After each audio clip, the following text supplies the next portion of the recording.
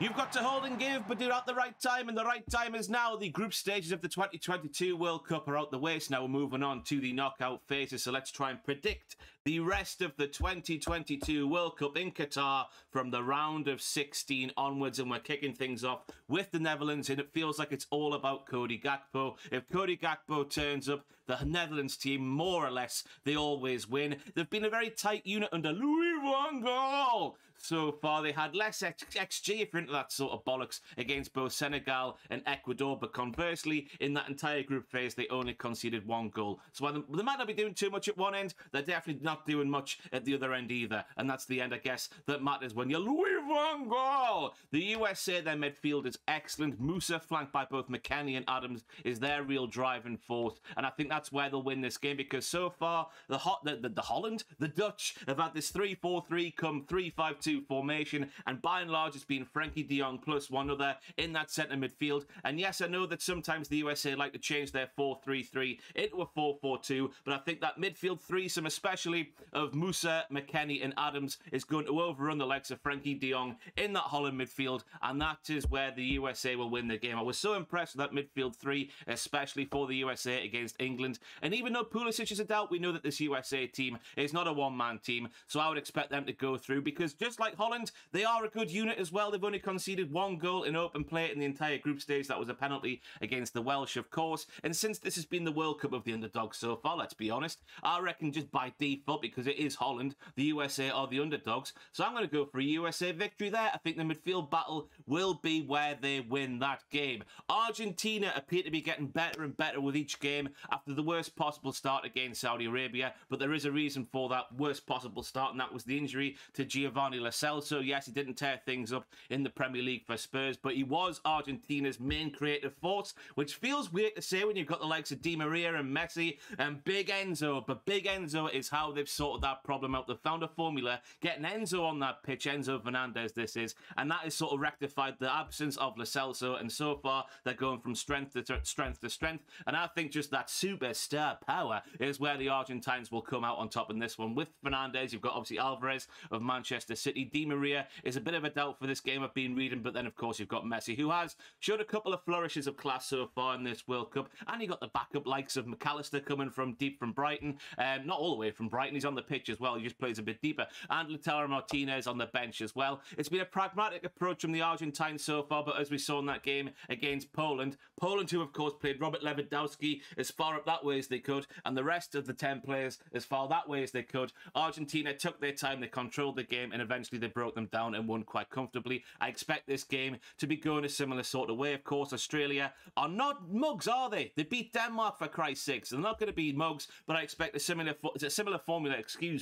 to that game against Poland for Argentina. Patience is the key. A pragmatic approach. Easy for me to say on this Saturday morning, but I expect them to win the game. The Japanese so far have been the surprise package of this World Cup here in 2022. And the ball, I should say, is spherical. The bit that touches the floor is not the bit that is sometimes, you know, the furthest bit out this side. So the bit that's sort of like on the curvature there, that was still in. It definitely didn't go out. But I reckon it all depends if the Japanese in this game against Croatia pull their fingers out of their arse. We saw in the first half against the Spanish that they didn't pull their fingers out their arse, and the Spanish just controlled that game.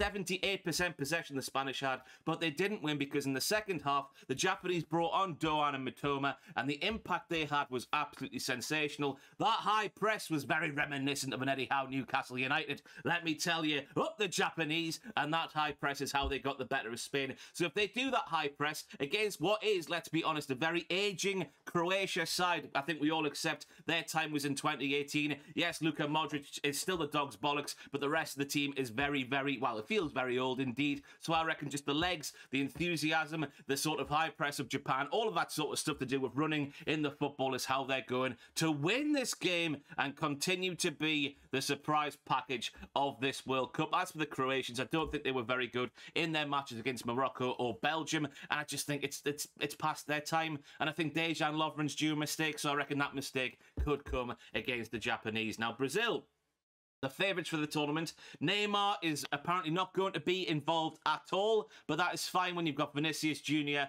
Richarlison, who of course hasn't been very good for Tottenham in the Premier League, but he has been very good for Brazil, one of the goals of the tournament so far, and of course Rafinha. They didn't allow a shot against them in 2 of their 3 group games, one of those against Switzerland as well, so that's no mean feat at all. They have a bit of an issue at left back, but I just think that's going to be fine against the Korea Republic. Yes, they've got Son. Yes, they qualified in such a dramatic fashion from the group stage, which means they're going to be on a high, but I just think that star power, that strength and depth, you can't read too much into Brazil's last group game because they made so many changes. They'll be back to pretty much near full strength without Neymar, of course, so I expect them to win that game quite comfortably and progress to the next round. Will it be Rashford or Saka? Will it be Sterling or Foden? I do not care. I just think that England have got way too much for Senegal when they take them on in this game tomorrow. It's come around so quickly, hasn't it? But it just comes down to me whether Gareth Southgate, if he sees things not happening, if he waits and waits and waits, that's where it's going to bite him on the arse. But there has been a couple of massive Brucey bonuses, which should help England go through to the next round. Of course, no Mane, probably the biggest Brucey bonus when you're playing Senegal. Him not being there, absolutely fantastic. But we knew that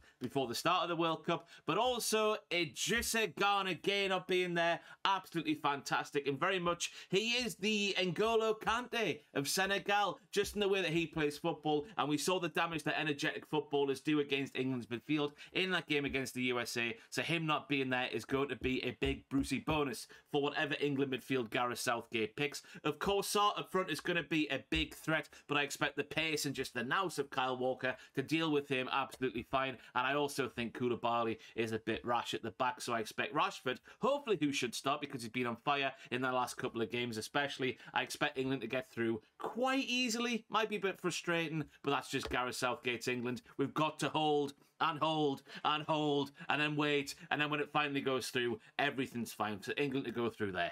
Then we have France, who of course they broke the world champions curse. Mbappe should be really well rested. Everything's looking hunky-dory for them. Just like Brazil, we can't read too much into France's defeat in their last group game because they rested so many players. And of course we've got Tchouaméni, whatever you pronounce it, that centre midfield that everyone likes. He's been really good. Maybe the player of the tournament, up there in the conversation for player of the tournament so far for me, without getting all the headlines from the goals and whatnot. And I just like the balance of Giroud and Mbappe, Dembele, Griezmann, whoever playing off him. I think it's a winning formula. Poland, I've got no hope for them here after what I saw against the Argentinians the other night. As I said earlier, Lewandowski's at one end, the other team, or the rest of the team's at that end. And if they're going to do that, they're just asking for trouble, especially against a team with the quality that France have.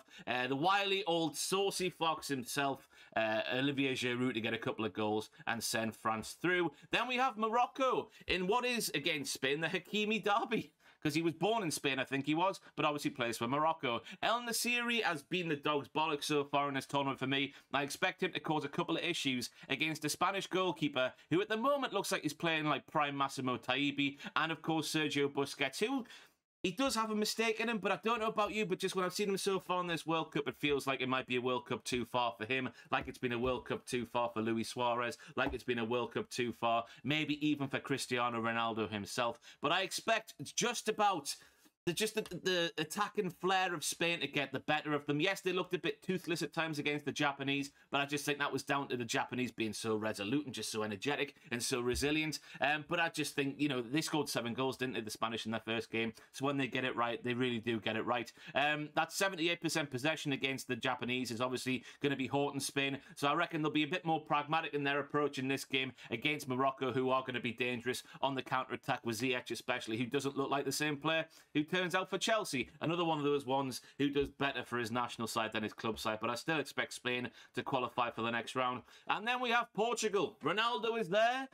Bruno looks good. That's Bruno Fernandes, of course, the second best Bruno in the Premier League behind Grimares. And, of course, Pepe still walks. But I think it just comes down to the quality they have all over the pitch. They've got Cancelo there at the full-back position. They've got Bernardo Silva. They've got Ronaldo, who, he's there, isn't he? He's always going to be a threat whenever he's on the pitch, even if he doesn't move more than 5 yards at a time. It's like I'm playing up front for Portugal, but if I had abs, I would still expect them to go through, but just against a Switzerland side who showed they can do some very good footballs in that match against the Serbians. It was one of the best matches of the tournament so far. Breland Bomo up top is on fire with, well, I say on fire. He scored 2 group goals. He looks very good indeed. Shaqiri is the outfielder Choa in that he just goes missing for the 4 years in between each World Cup. But when the World Cup comes around, as we saw against Serbia as well, he turns up. And Xhaka grabbed his dick, which tells you how well everything is going for the Switzerland national side at the moment. But I expect them to be knocked out against the Portuguese. Let's scroll back to the top and get to the quarterfinals. USA versus Argentina, a very interesting game indeed. That midfield of the USA going up against the pragmatic approach, the patient approach of Argentina. I just think it's Argentina's, in that game especially. I just think Messi, the magic of Messi, I can't see Messi getting knocked out by the USA in what is probably going to be his last World Cup ever. So I reckon Argentina will go through. Yeah, Enzo Fernandez going up against Musa, McKennie and Adams in that midfield is going to be a fantastic watch. But I think Argentina should have the quality and, more importantly, the attacking output to sort of defeat the USA and move on to the next round. Japan versus Brazil. I think the honeymoon ends here for Japan. I've got Brazil going through there. I think that speaks for itself. Although I do think it'll be a very high-scoring game. England versus France. Will England turn up, or will Gareth be too defensive and then wait until the 75th minute, make a change, and then it's too late as well? I think I can imagine Giroud scoring a couple of goals in that game, heartbreakingly so, but I think England will go out to France because France are just too good.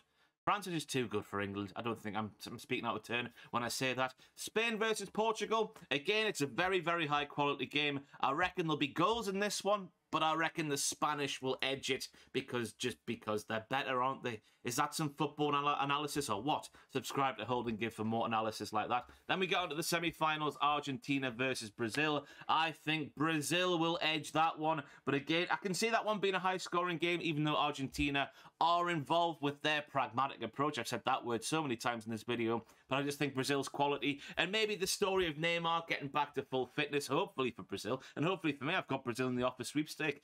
So hopefully he comes back to full fitness and fires Brazil to the final. But then again, they've got more options, haven't they? I just think they'll outclass Argentina on the day. France versus Spain, I can see that one going the distance, Maybe all the way to penalties. High-scoring game again, I think. That's if Spain have their shooting boots on, of course, which they didn't have on against the Japanese. But I will go...